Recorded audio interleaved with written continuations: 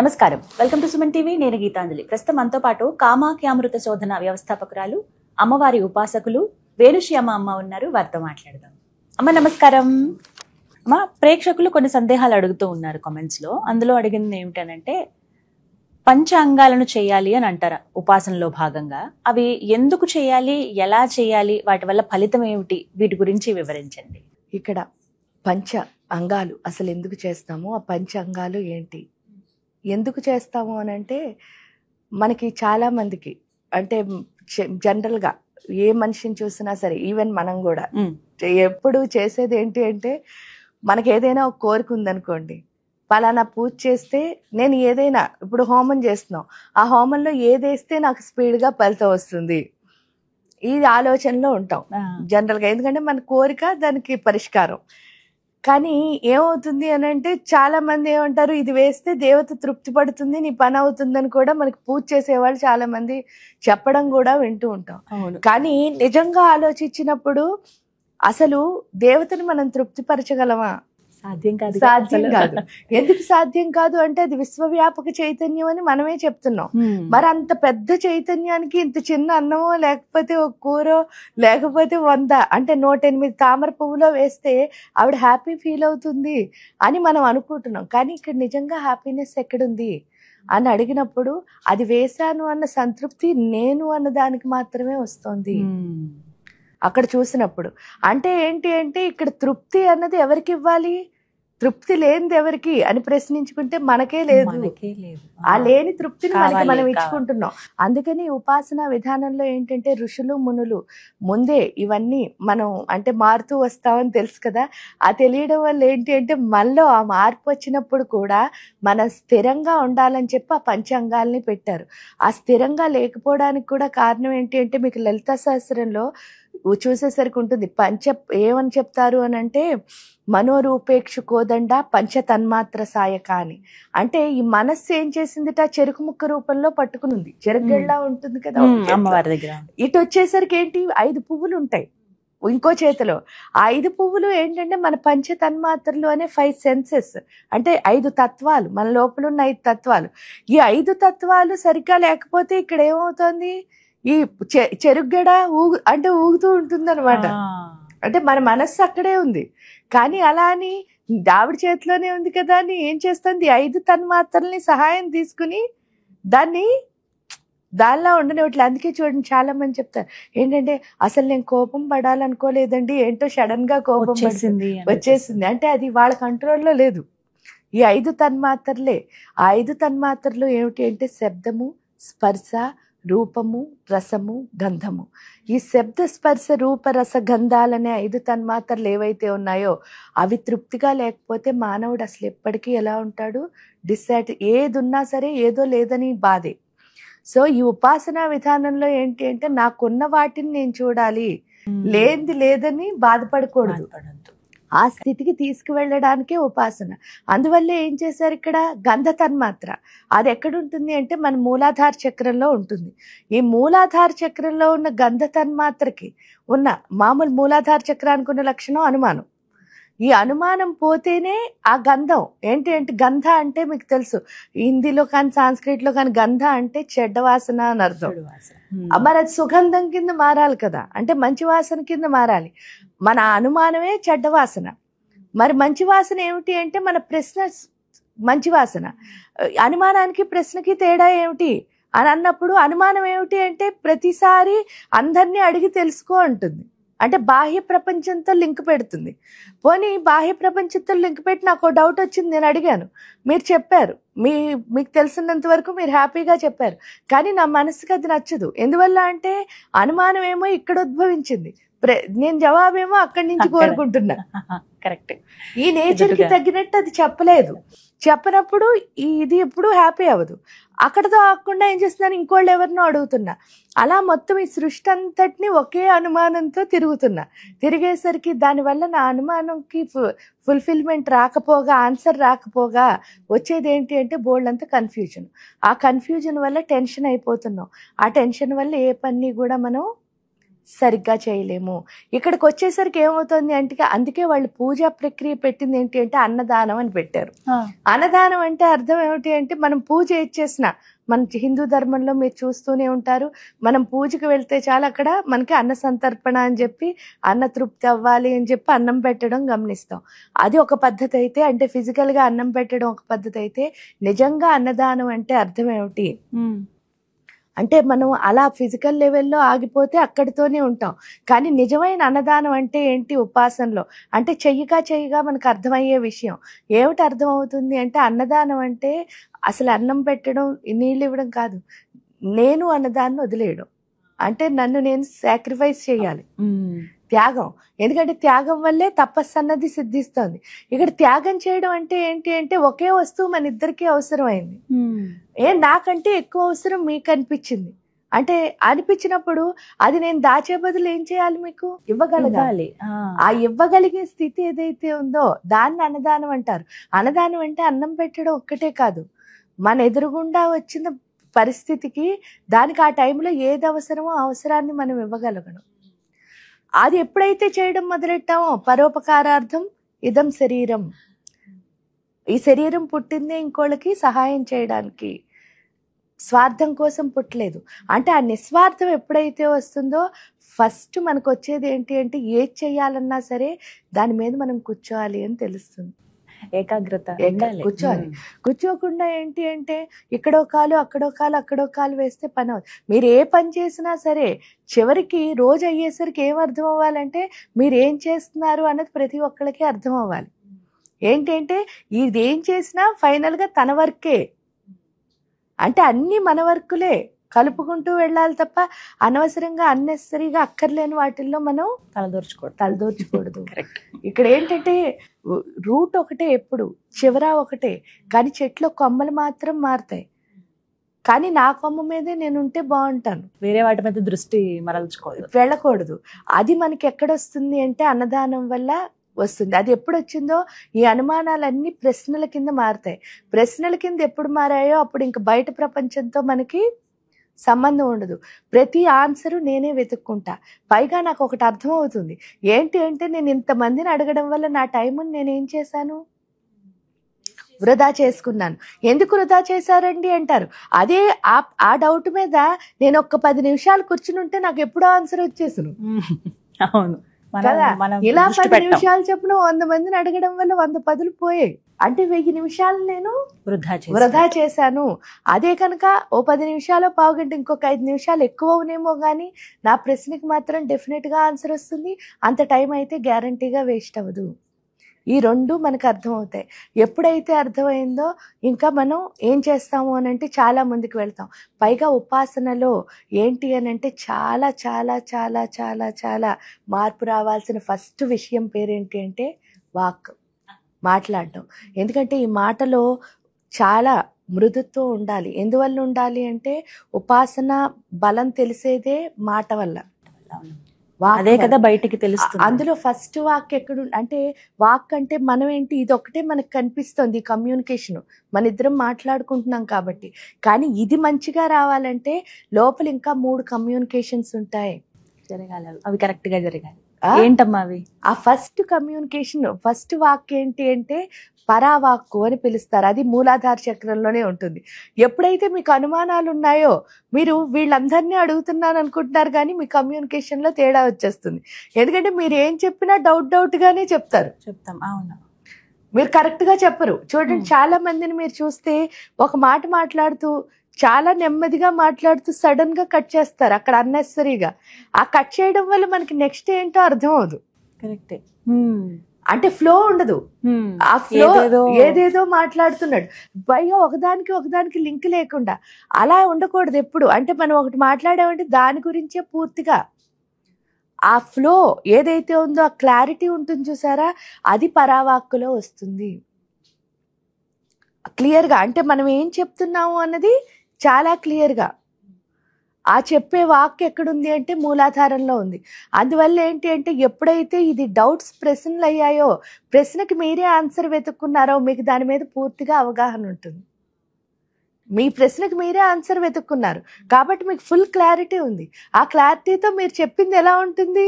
Stamp stamp వేసినట్టే లెక్క. ఎందుకంటే నాకు తెలుసు, ఇంక మార్పు ఏమీ లేదు అందులో. ఇది పరావాక్కులో వస్తుంది. అందుకని అన్నదానం చేయమన్నారు. అన్నదానం అంటే నన్ను నేను వదలటం, అంటే నేను అన్న దేహభ్రాంతి వదిలేసి అక్కడ ఆ టైంకి ఏది అవసరమైతే అది చేస్తూ వెళ్ళడం, అది అన్నదానం. అంటే అది ఎప్పుడైతే చేయడం మొదలెట్టామో మనలో ఉన్న డౌట్స్ అన్నిటికీ మనమే ఆన్సర్స్ వెతుక్కుని పూర్తి క్లారిటీతో పరావాక్కు చాలా. అందుకే పరా ప్రత్యస్థితి రూప, మన లెవెల్ ఏంటి నాలెడ్జ్ అన్నది పరావాక్కే చెప్తుంది. సో ఆ పరావాక్కు బాగుపడితేనే మన మాటల్లో క్లారిటీ అన్నది వస్తుంది. అక్కడ ఈ వాక్కు ఈ గంధం మారతాయి అన్నదానం ద్వారా. ఇంకా రెండోది వచ్చేసరికి ఇక్కడ మాట ఎందుకు మారాలండి అంటారు.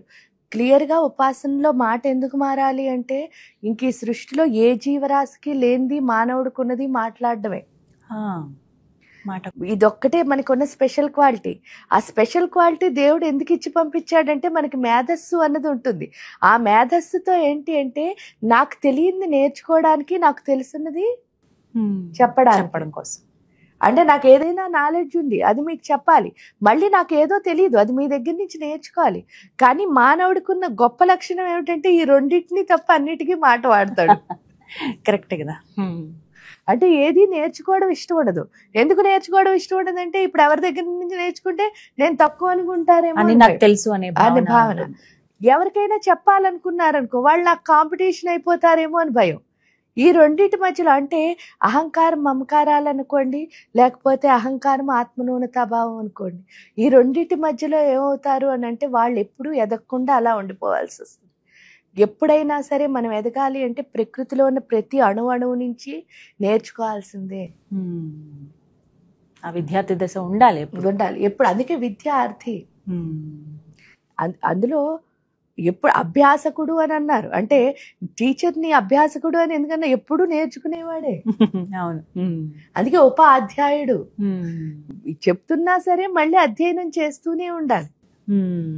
కాబట్టి అసలు వచ్చిన వాడు అన్నవాడు ఎవరూ లేడు, అన్నీ నేర్చుకోవాల్సిందే.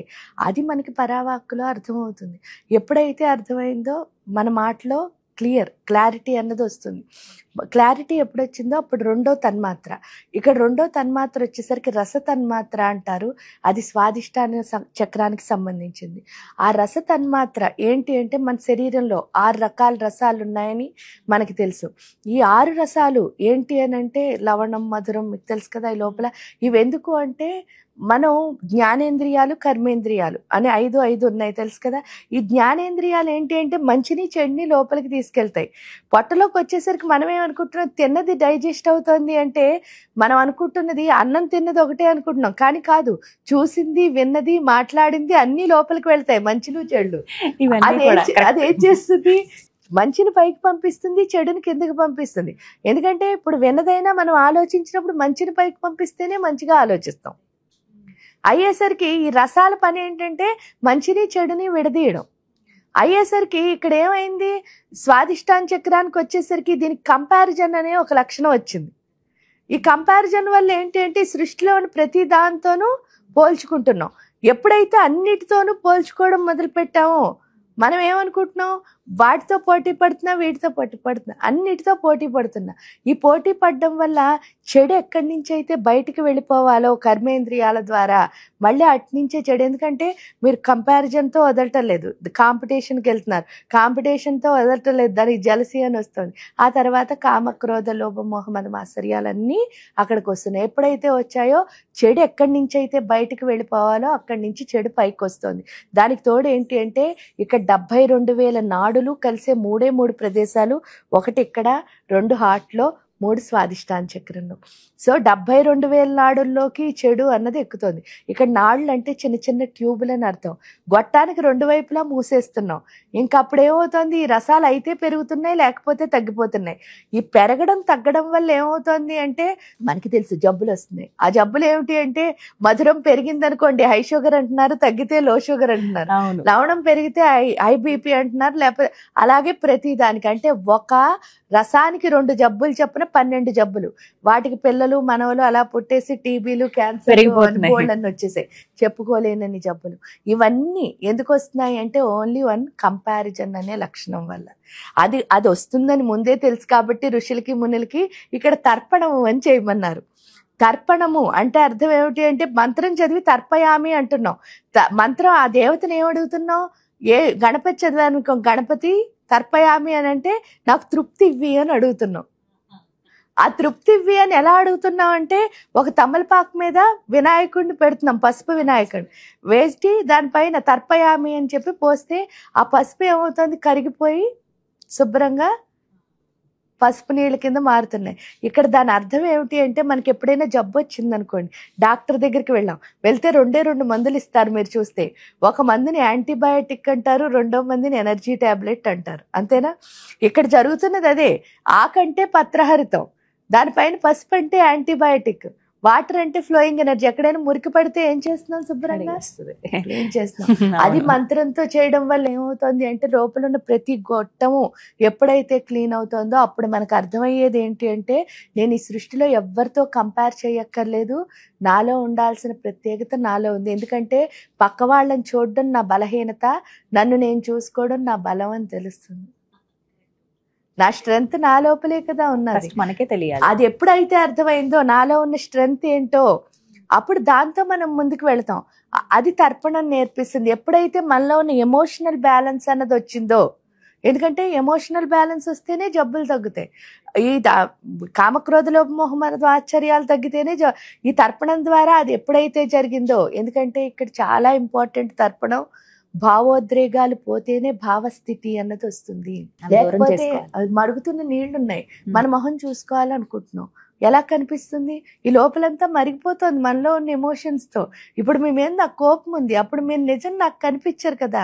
అదే నేను బ్లాంక్ గా ఉన్నాను అనుకోండి, మీరు నిజంగా నాకు కనిపిస్తారు. అంటే మీరు ఏం చేసినా నాకు తప్పే అనిపిస్తుంది కోపం ఉన్నప్పుడు. అదే ప్లెయిన్ గా ఉన్నప్పుడు మీరు ఏం చేసినా ఏమనిపించదు. ఏంటో తెలుసుకోవాలి అంతే. ఇక్కడికి వచ్చేసరికి అది అర్థమవుతుంది. అంటే మరుగుతున్న నీటిలో ఏ విధంగా అయితే మన మొహం కనిపించదో అదే విధంగా ఎమోషన్స్ ఉన్న లోపల నిజాన్ని చూడలేము. నేను చూడడానికి వెళుతున్నది నిజాన్ని కదా, అందుకని తర్పణం చేయడం ద్వారా నిజాన్ని చూడగలుగుతా. అంటే భావస్థితి అంటే ఏంటంటే ప్రతి దాంట్లోనూ కూడా నేను పూజిస్తున్న దేవతని అనుభవించడమే. ఆ స్థితి తర్పణం వల్ల వస్తుంది. ఎప్పుడైతే వచ్చిందో ముందుకు వెళ్తాం. ముందుకు వెళ్తే దాన్ని రూపతన్మాత్ర అని పిలుస్తారు. అది మణిపూర్ చక్రంలో ఉంటుంది, నాభిలో. ఈ రూపతన్మాత్ర అంటే ఏంటి అంటే ఫస్ట్ రూపతన్మాత్ర గురించి చెప్పుకునేటప్పుడు ఇక్కడ ఇంకో వాక్కు కూడా ఉంటుంది, 2వ వాక్కు. దాని పేరు పశ్యంతి వాక్కు అని అంటారు. ఈ పశ్యంతి వాక్కు ఎప్పుడైతే ఇక్కడ ఉందో ఈ రూపతన్మాత్ర ఫస్ట్, అసలు రూపతన్మాత్ర అంటే అర్థం ఏమిటో చెప్పుకుందాం. నార్మల్గా ఎవరికి పూజ చేసినా సరే అందరికీ దేవుడు రూపం చూడాలంటే ఇష్టం, అంతే కదా. అసలు దేవుడు ఎలా ఉంటాడు, దేవుడు ఎలా ఉంటాడో తెలుసా అంటే తెలుసో తెలీదు. కొంతమంది ఏం చెప్పారు, ఇప్పుడు మళ్ళీ అమాయకులు చిన్నపిల్లలం కదా అందరం, ఎప్పుడు చూడాలనుకుని సరదాగా వెళుతున్నప్పుడు ఏమవుతుంది అంటే కొంతమంది పెద్దవాళ్ళు చెప్పారు అసలు దేవుడికి రూపం లేదు, నిరాకారం అంటారు. ఇంకో కొంతమంది పెద్దవాళ్ళు చెప్పారు దేవుడికి రూపం ఉంది, సాకారం అన్నారు. కానీ మళ్ళా ఉన్న వాళ్ళకి ఏమవుతుంది, అసలు సాకారమా నిరాకారమా? కన్ఫ్యూజన్. ఎందుకంటే ఏంటి అన్నది అర్థం అవటంలే. అర్థం అవనప్పుడు ఏంటంటే ద్వైతమా అద్వైతమా అన్న దాని మధ్యలో ఎప్పుడు మనకి బాధ. ఎందుకంటే అది రూపం ఉందా రూపం లేదా, ఈ రూపం ఉందా రూపం లేదా అని అన్న దానికోసమే వాళ్ళు హోమం అన్నది పెట్టారు. ఎందుకంటే ఇప్పుడు ఇంకోళ్ళ అనుభవం ఏం చెప్పినా సరే, గాలి ఉందా అని అన్నారు అనుకో, మిమ్మల్ని ఉందండి అంటారు. మీరు చూపించు అన్నారు అనుకోండి, అసలు అది ఎలా చూపిస్తారు? ఎందుకంటే మీరు అనుభవించింది మీరే అనుభవించగలరు తప్ప నాకు చూపించలేరు. నేను అనుభవిస్తే నాకు కనిపిస్తుంది. అందుకనే ప్రతి ఒక్కళ్ళకి ఆ అనుభవం రావాలనే వీళ్ళు హోమం పెట్టారు. ఆ హోమం అసలు మనకి అనుభవం ఎందుకు రాదు అంటే ఈ మణిపుర చక్రానికి ఉన్న లక్షణం ఏమిటి అంటే భయం. ఈ భయం ఏమిటి అని అంటే అసలు అమ్మ కడుపులోంచి వచ్చినప్పుడు ఏమైంది, చక్కగా కడుపులో ఉన్నప్పుడు 9 నెలలు హాయిగా గడిపినప్పుడు లోపల ఉన్నంతసేపు అసలు ఏం అనిపించలేదు. ఎందుకు అంటే అమ్మతో మనకి కనెక్షన్ ఉంది. హాయిగా 9 నెలలు అంత చీకట్లో చిన్న పొట్లో ఆనందంగా గడిపేశాం. ఎందుకు అంటే తల్లి నాతో ఉంది అని. తీరా 9వ నెల అయ్యాక బయటికి పంపారు, అమ్మకి బిడ్డకి ఉన్న సంబంధమే కట్ చేశారు. కట్ చేసేసరికి నేను వచ్చింది ఏమి అమ్మ పొట్ట లాంటి చిన్న ప్లేస్ కాదు, ఇంత పెద్దది. లోపల్లా చీకట్లేదు, ఇంత వెలుగు. ఈ వెలుగు ఇంత పెద్ద దాంట్లో ఏంటి అంటే ఈ లోపలంతా మురికి వాటరు ఇలా ఉంది. ఈ బయటకు వచ్చేసరికి డ్రైగా ఎలాగో ఉంది, క్లీన్గా. ఇవన్నీ కాకుండా కొత్తగా పుట్టినందుకు చూడడానికి ఆకారాలు వచ్చాయి. ఇవేవి మనం చూడలే లోపల. ఒక్కసారి ఇన్ని చూసేసరికి ఇంత పెద్ద ప్రపంచంలో నేను ఒక్కదాన్నే అని భయం వేస్తుంది. ఆ భయం మనతో పాటు ఎదుగుతూ ఉంటుంది. అది పోతే తప్ప మనం భావస్థితి అంటే పూర్తిగా దేవుణ్ణి అనుభవించలేము. అందుకని చెప్పేసి ఇక్కడికి వచ్చేసరికి ఏంటి, హోమంలో చూస్తే మీరు నెయ్యి వేస్తారు, పేలాలు, తెల్లావాలు, నల్ల నువ్వులు, ఇంకా బోళ్ళని. ఇవన్నీ ఎందుకు వేస్తున్నారు అని అంటే ఈ ఆవాలు, నువ్వులు, తామర గింజలు, తామర పువ్వులు ఇవన్నీ మన లోపల ఉన్న భయాలు. ఈ నెయ్యి దేనికి ప్రతీక అంటే భయం వల్ల మనకి ఏమవుతుంది అంటే, ఇప్పుడు నాకు భయం వేస్తోంది, నా భయం మీకు కనిపించకూడదు అన్నప్పుడు గొప్పలు చెప్పడం మొదలెట్టేస్తున్నాం, పైకి కవరింగ్ చేస్తున్నాం. ఆ కవరింగే అహంకారం. నా ఒరిజినల్ అనుకో, అసలు నేను మీకేం చెప్పక్కర్లేదు కదా. అహంకారం ఎప్పుడైతే వచ్చిందో అక్కడ ఒరిజినాలిటీ లేదు, మిస్ అయినట్టే. సో ఈ భయం వల్ల అహంకారం వస్తుంది. సో అందుకని చెప్పేసి అహంకారాన్ని కూడా వేస్తున్నాం. వేయడం వల్ల అగ్నిలో ఏది వేసినా సరే మీరు చూస్తే మొత్తం అంతా బూడిదైపోతుంది. అవునా? మీరు ఏదైనా వేయండి, ఒక తలుపునేసినా బూడిదవుతుంది, ఒక కుర్చీనేసినా పైగా దానికి ఉన్న చూడ బూడిదంటే ఏంటి, ఆకారాన్ని మార్చేస్తుంది. మనం వేసిన ఆకారం అలా ఉండట్లే. పైగా అగ్నికి ఉన్న రెండో లక్షణం ఏంటి అంటే కనెక్ట్ చేస్తుంది. అంటే అది ఒక చోట అంటుకుంటే అక్కడ ఆగదు, అలా పక్కన అంటించుకుంటూ వెళ్ళిపోతుంది. అంటే దానికి కనెక్షన్ అన్న లక్షణం ఉంది. సో ఇక్కడికి వచ్చేసరికి ఏంటి అంటే మీరు ఏం వేస్తున్నారు, భయం, అహంకారం ఎప్పుడైతే వేస్తున్నారో మొత్తం బూడిదైపోయేసరికి ఇక్కడ ఏమొస్తుంది, ఆత్మశక్తి అన్నది పెరగడం మొదలెడుతుంది. దాన్ని ధైర్యం అంటారు. లేకపోతే విభూది అంటే తేజస్సు అని అర్థం. ఎందుకంటే బూడిద ఎప్పుడైతే మంత్రంతో కలుస్తుందో అది విభూది కింద మారిపోతుంది, మనలో తేజస్సు అన్నది పెరుగుతుంది. ఎప్పుడైతే తేజస్సు అన్నది పెరిగిందో అప్పుడు దేవుడు అంటే ఏంటో నిజంగా అర్థమవుతుంది ఫస్ట్. దానికి తోడు ఏంటి అంటే మనం ప్రకృతిలో ఉన్న ప్రతి దాంతోనూ కనెక్ట్ అవ్వడం మొదలెడతాం. అదే అహంకారం పోవడం అంటే. ఇప్పుడు మీరు ఎక్కువ నేను తక్కువ అన్నది అహంకారం, మీరు నేను ఒక్కటే అన్నది సమానత్వం, అంతే. ఇంకా అందులో ఏముండదు కదా. సో అది వస్తుంది. ఎలా వస్తుంది అని అంటే అప్పుడు అర్థమవుతుంది అసలు దేవుడికి రూపం ఉందా లేదా. రూపం ఉందా లేదా అంటే ఏమిటి అంటే, ఒక గ్లాస్ తీసుకున్నాం, అందులో నీళ్లు పోసాం అనుకోండి, నీటి ఆకారం ఏమిటి అని అంటే ఏం చెప్తున్నాం, గ్లాస్ ఎలా ఉండాలా. బాటిల్లో వేస్తే బాటిల్ ఆకారం చెప్తాం, కానీ ఒరిజినల్ గా వాటర్కి ఆకారం ఉందా, పాత్రను బట్టి ఆకారం మారిపోతుంది. అలాగే ఇక్కడ ఏంటి అంటే సాధకుడు ఎవరైతే ఉన్నారో వాళ్ళు ఎంత బాగా ఈ హోమం ద్వారా ఆత్మశక్తిని పెంచుకుంటారో వాళ్ళ ఆకారాన్నే దేవుడి ఆకారం కింద నిర్ణయిస్తున్నారు.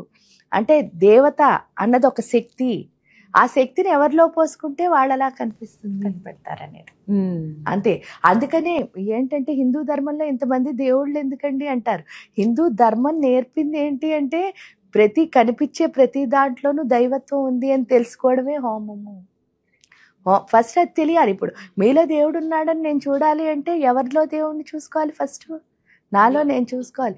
ఎందుకంటే నాలో నేను దేవుడిని చూస్తేనే మీరు దేవుడని నేను ఒప్పుకుంటా, లేకపోతే ఒప్పుకోలేము. ఈ టేస్ట్ అంటే ఇప్పుడు స్వీట్ గా ఉందని ఎలా తెలుస్తుంది, మనం ఫస్ట్ తింటేనే కదా. అవును, టేస్ట్ చేయాలి ముందు. అలాగే ఇక్కడ ఆ ఆకారం నేను అనుభవించగలిగితే మీరు కూడా దేవుడే అని చెప్పేసి అర్థమయ్యే స్థితి, అది హోమం మనకిస్తుంది. అప్పుడు అహంకారం పోతుంది. అహంకారం ఎప్పుడైతే పోయిందో భయమును పశ్యంతి వాక్కులో ఫుల్ గా ఏమొస్తుంది అంటే కమాండ్ వస్తుంది. ఓకే, ఏంటి అంటే మనం చెప్పింది అంటే పూర్తిగా కమాండ్ గా చెప్పగలుగుతాం. అంటే మనకున్న జ్ఞానాన్ని ఖచ్చితంగా చెప్పగలిగే స్థితి ఏదైతే ఉందో అది పశ్యంతి వాక్కిస్తుంది. లేకపోతే అప్పటి వరకు అహంకారంతో కూడిన మాటలే వస్తాయి. అంటే ఏం చెప్పినా ఇక్కడ ఏంటి అంటే మానవుడికి చాలా చిన్న లక్షణం ఒకటి ఉంటుంది. అదేంటి అంటే వాళ్ళ జ్ఞానం కంటే వాళ్ళు చేస్తున్న పని కంటే వాళ్ళ గురించి వాళ్ళు ఎక్కువ చెప్పుకోవడానికి ఇష్టపడతారు. ఈ రోజుల్లో అది ఇక్కడే ఈ మణిపూర్ చక్రంలోనే ఉంటుంది. ఆ ఏది ఏంటి అంటే ఎప్పుడైనా ఐడెంటిటీ అంటే మన గురించి మనం కాదు, మనం చేస్తున్న పనే మన వైపు. అదే కదా ఆత్మతో దేవత ఎప్పుడైతే అనుసంధానం అయిందో ఆ దేవత గురించి తప్ప ఇంకోటి మనం మాట్లాడలేం. మీరు అన్నమాచార్యుల వారి గురించి విన్నప్పుడు చూడండి, రాజుగారు వచ్చి ఆయన మీద పాటలు రాయమంటాడు, అంత బాగా రాశారు మీరు వెంకటేశ్వర స్వామి మీద అంటే ఆయన ఒకటే చెప్తాడు, ఏంటి అంటే నారాయణుని పొగిడినోడితో నరుడిని పొగడలేను అని చెప్తాడు. ఆ మాట అంటారు. అంటే అంత ఖచ్చితంగా చెప్పగలిగే స్థితి ఏదైతే ఉందో అది పశ్యంతి వాక్ మనకిస్తుంది. అంటే మనకేమీ భయం లేదు, ఎందుకు అంటే ఆవిడతోనే మనకుంది. అక్కడ రాజని ఆయన భయపడలే, చెప్పగలిగాడు. ఎందుకు అంటే ఆ ఖచ్చితమైన మాట ఎక్కడ ఉంటుంది అంటే 2వ వాక్కులో ఉంటుంది. ఇది ఎప్పుడైతే మారిందో అప్పుడు రూపం మనకు అర్థమైపోయింది. దేవుడు సాకారమా నిరాకారమా అంటే మామూలుగా దేవుడు అన్నది ఒక శక్తి, ఆ శక్తిని ఎవరిలో పోసుకుంటే వాళ్ళలా కనిపిస్తుంది. పాత్రను బట్టి దైవత్వం అది ఏదైతే ఉందో అది హోమంలో మనం తెలుసుకుంటాం, అది రూపతన్మాత్ర. ఎప్పుడైతే ఇది తృప్తిగా ఉందో ఇంకా అహంకారం లేదు, భయం లేదు, అంతా ఎవరు అంటే అమ్మే అని అర్థం అవుతుంది. ఎప్పుడు అర్థం, ఎందుకంటే అప్పటి వరకు ఏమనిపిస్తుంది అంటే చూడండి నేను బాగా మాట్లాడుతున్నాను, నేను బాగా పూజ చేస్తున్నాను, లేకపోతే నేను బాగా ఈ పని చేయగలను, నేను బాగా వంట చేయగలను, లేకపోతే నేను బాగా తొడవగలను, ఏదో అలాంటివన్నీ అనిపిస్తూ ఉంటాయి. కానీ ఒకటే ఆ తర్వాత ఏం తెలుస్తుంది అంటే లోపల ఆ శక్తి చేయిస్తేనే నేను చేస్తున్నాను అని ఎప్పుడు అర్థమైందో ఇంకా మన గురించి మనం ఏమి చెప్పడానికి లేదు అక్కడ. ఎందుకంటే మనం ఏమి చేయట్లేదు, జస్ట్ ఇది ఎందుకు అంటే ఇటు అటు అది అర్థమైపోతుంది. అర్థమైన తర్వాత ఇంకా అసలు ఎక్కువ మాట్లాడడానికి ఏమీ లేదు అని తెలుస్తుంది. ఇక్కడ తెలిసిన తర్వాత అప్పుడు మధ్యమా వాక్కు, ఇక్కడ ఉన్న వాక్ అనాహత చక్రంలో ఉన్న వాక్కు పేరు మధ్యమా వాక్కు, ఇక్కడ ఉన్న తన్మాత్ర పేరు స్పర్శ తన్మాత్ర. ఇక్కడ చేసే పూజా విధానం పేరు యంత్ర పూజ అని చేస్తాం. ఈ యంత్రాలకు పూజ ఎందుకు చేస్తాము? స్పర్శ అంటే చాలా ప్రతి మనిషికి, అసలు మానవుడైతే చాలు స్పర్శ అంటే చాలా ఇష్టం. అంటే దేన్నైనా మనకి తృప్తి కలగాలి అంటే టచ్ చేస్తేనే తృప్తి కలుగుతుంది. చూడండి, అందుకే స్పర్శ దర్శనాలు అని ఉంటాయి. దేవుణ్ణి ముట్టుకుంటేనే మనకి ఇష్టం, ముట్టుకోకపోతే మనకు నచ్చదు. ఎందుకు నచ్చదు అంటే అక్కడ వరకు వెళ్ళాక మరి దేవుణ్ణి ముట్టుకోకపోతే ఎందుకు భావన ఉంటుంది. అప్పుడు దాన్ని అలా ముట్టుకుంటే ఏమొచ్చింది అన్నది పక్కన పెడితే వస్తుంది, ఏది వస్తుంది అంటే తప్పకుండా వస్తుంది. కానీ ఆ ముట్టుకోకపోతే మాత్రం మనకి డిస్సాటిస్ఫాక్షన్ ఖచ్చితంగా వస్తుంది. ఎందుకు అంటే మనం స్పర్శతోనే పుట్టాం కాబట్టి. ఎందుకంటే తల్లి నీ లోపల అంతా స్పర్శే. తీరా బయటకు వచ్చిన తర్వాత కూడా అమ్మ ఫస్ట్ చేతిలోకి తీసుకున్నప్పుడు ఆ స్పర్శ ద్వారానే మన తల్లిని మనం గుర్తిస్తాం. ఎందుకంటే మన కళ్ళు కనిపించవప్పుడు, చెవులు పనిచేయం, నోరు మాట్లాడలేం. ఇలాంటి స్థితిలో కూడా జస్ట్ ఆ స్పర్శ ద్వారానే ఇది అమ్మ ఇక్కడ నాకు సెక్యూరిటీ అని చెప్పేసి మిగతా అన్ని చోట్ల భయపడినా ఏడుస్తున్న వాళ్ళని కరెక్ట్గా ఆవిడ తీసుకోగానే ఏడుపు ఆపేస్తాం. ఎందుకు అని అంటే ఆ స్పర్శే మనకి మొదల నుంచి ఇంపార్టెంట్. సో అలాంటి స్పర్శ దేవుడితో ఉంటేనే మనం హాయిగా ఉంటాం. దేవుడితో స్పర్శ మరి ఎలా వస్తుంది?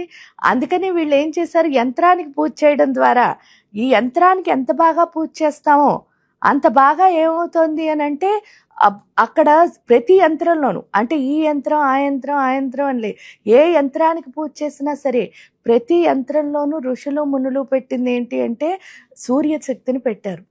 ఎప్పుడైతే సౌరశక్తి అందులో ఉందో మీరు యంత్రానికి పూజ చేయడం ద్వారా సూర్యుడి యొక్క శక్తి వచ్చి మీ అనాహత చక్రంలో కలుస్తోంది. అదే కదా హృదయస్థ రవిప్రఖ్య త్రికోణాంతర దీపిక. ఎప్పుడైతే హృదయంలో సూర్యుడి యొక్క శక్తి కలిసిందో మన ప్రాణశక్తి అన్నది పెరుగుతోంది. ఎప్పుడైతే ప్రాణశక్తి అన్నది పెరగడం మొదలు పెడుతోందో మన లోపల, ఆ మొదలు పెట్టినప్పుడు అయ్యేది ఏంటి అని అంటే ప్రాణశక్తి ఎంత బాగా పెరుగుతుందో అప్పుడు మనకు అర్థమయ్యేది ఒకటే, అంతర్ముఖ సమారాధ్య అంటే ఏంటి, ఆత్మవిద్య అంటే ఏంటంటే దేవుడు అంటే అసలు ఎక్కడో లేడు, ఎక్కడున్నాడు అంటే నా ప్రాణం రూపంలో అలాగే నా లోపలే ఉన్నాడు. అంటే దేవుణ్ణి అందుకే అంతర్ముఖ లోపలి చూడు బహిర్ముఖ సుదుర్లభ అని చెప్పారు కదా. అంటే లోపలే ఉన్నది దేవత, బయట లేదు. బయట మనం ఎప్పుడు బయట చూసినంతసేపు అసలు ఏం కనిపించదుట, అంటే సుదుర్లభ అసలు కనిపించను అని చెప్పింది. కానీ ఎప్పుడైతే నీ లోపల నువ్వు చూసుకుంటావో అప్పుడు దర్శనం అవుతుంది. ఆ దర్శనం అన్నది ఇక్కడ యంత్ర పూజ ద్వారా జరుగుతుంది. ఎప్పుడైతే యంత్రానికి ఎంత బాగా పూజ చేస్తామో అంత బాగా మనలో ఉన్న ప్రాణశక్తి అన్నది పెరగడం మొదలుపెట్టి దేవుడు ఎక్కడున్నాడో మనకు క్లియర్గా అర్థమవుతుంది. ఎప్పుడైతే అర్థమైందో ఇక్కడ మధ్యమా వాక్కు అన్నది ఉంటుంది. మధ్యమా వాక్కు అని దాన్ని ఎందుకంటారు అని అంటే, ఫస్ట్ ఈ వాక్కులో ఏం తేడా వస్తుంది అంటే చాలా స్మూత్, అంటే మృదుత్వము అన్నది వస్తుంది. అంటే పక్క వాళ్ళని హట్ చేసి లక్షణాలన్నీ పోతాయి. జస్ట్ ఏంటంటే మరి ఇక్కడ వచ్చింది అమ్మ శక్తి కదా, అందుకని మొత్తం అందరూ పిల్లల్లాగే కనిపిస్తారు. అందరితో బుజ్జగించి మాట్లాడడం అన్నది ఇక్కడి నుంచి కరుణ రసం అన్నది గుండెల్లోంచి వస్తుంది. అది యంత్ర పూజ ద్వారా మనకు వచ్చేది. దీనికి మధ్యమ అని పేరు పెట్టడానికి కూడా కారణం ఏమిటి అంటే, పశ్యంతి పర, ఈ 2 వాక్కులు ఉన్నాయని కూడా మనకి తెలియదు.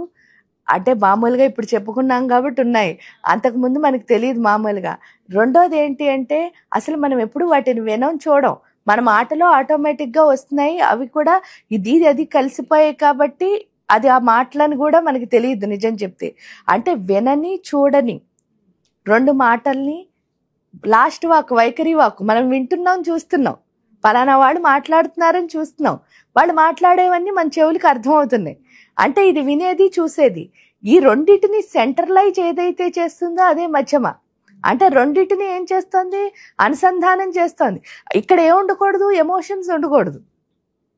ఉంటే ఏమవుతుంది, ఇక్కడి నుంచి వచ్చే మాటలు ఈ ఎమోషన్ కూడా కలిపి అప్పుడు బయటకు వస్తుంది. అందుకే చాలా మంది అసలు పక్క వాళ్ళని హట్ చేయడమే ముఖ్య ఉద్దేశం కింద వెళ్తూ ఉంటుంది మాటలతో అసలు కదా. ఇక్కడికి వచ్చేసరికి ఏంటి అంటే, యంత్ర పూజ ఎంత చేస్తామో అంత కామ్నెస్ అన్నది వచ్చేస్తుంది. ఎందుకంటే తల్లి శక్తి, సూర్యుడి శక్తి అంటే ఏంటి, ఆ యొక్క అమ్మవారి యొక్క శక్తి. సూర్యుడు ఎప్పుడైతే హృదయంలో ప్రవేశిస్తాడో హృదయంలో ఉన్న దోషాలన్నీ పోయి అమ్మ శక్తి అలా ప్రాణశక్తి పెరగడం మొదలు పెడుతుంది. అది ఎంత బాగా పెరుగుతుందో అంత అమ్మతనం అన్నది గుండెకి వస్తుంది. గుండెకి వచ్చినప్పుడు ఇంకెవరిని మనం అసలు ఒక్క మాటతో కూడా బాధించలేం. వాళ్ళకి ఇవ్వగలిగితే హ్యాపీ, లేకపోతే కామ్, అంతే. అది నేర్పిస్తుంది అక్కడ. ఎప్పుడైతే అది వచ్చిందో ఈ యంత్ర పూజ ద్వారా ఇంకా ఫైనల్గా 5వ తన్మాత్ర, ఇదేంటి అంటే శబ్ద తన్మాత్ర అంటారు. ఈ తన్మాత్ర ఇక్కడ ఉన్న వాక్కు పేరు వైఖరి వాక్కు. ఆ చక్రం విశుద్ధి చక్రం. ఇక్కడ చేసే పూజ ఏంటి అంటే జపం. ఈ జపం ద్వారా ఏమవుతుంది అంటే, ఇవన్నీ బాగున్నా సరే ఇక్కడ ఒక ప్రాబ్లం ఉంటుంది. అందుకే శివుడిని గరళకంఠుడు అని పిలుస్తారు. గరళకంఠుడు అంటే అర్థం ఏమిటి, ఫస్ట్ మేరు పర్వతం చిరికారట, అందులోనేమో విషం వచ్చిందిట. ఆ విషం ఎవరు తీసుకోకపోతే స్వామి తీసుకున్నాడు కాబట్టి గరళకంఠుడు అన్నది మనం.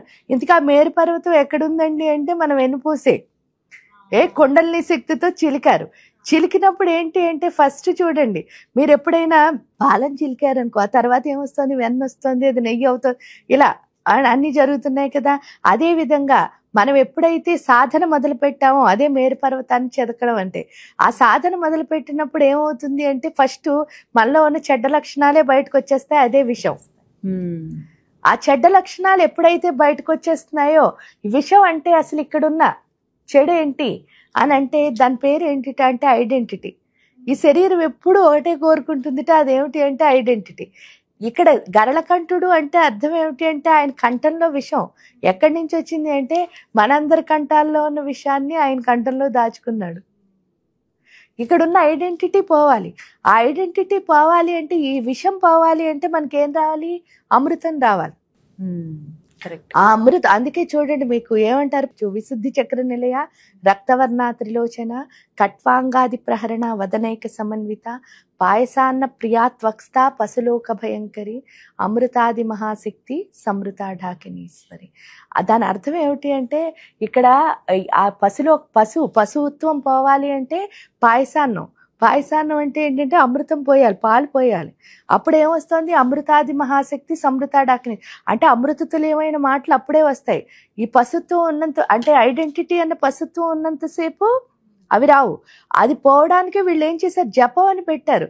జపం అంటే ఏంటి, ఇప్పుడు సపోజ్ గణపతి మంత్రం అంటున్నాం, గణపతి మంత్రంలో ఇన్ని అక్షరాలు 28 అక్షరాలు ఉన్నాయి అంటున్నాం.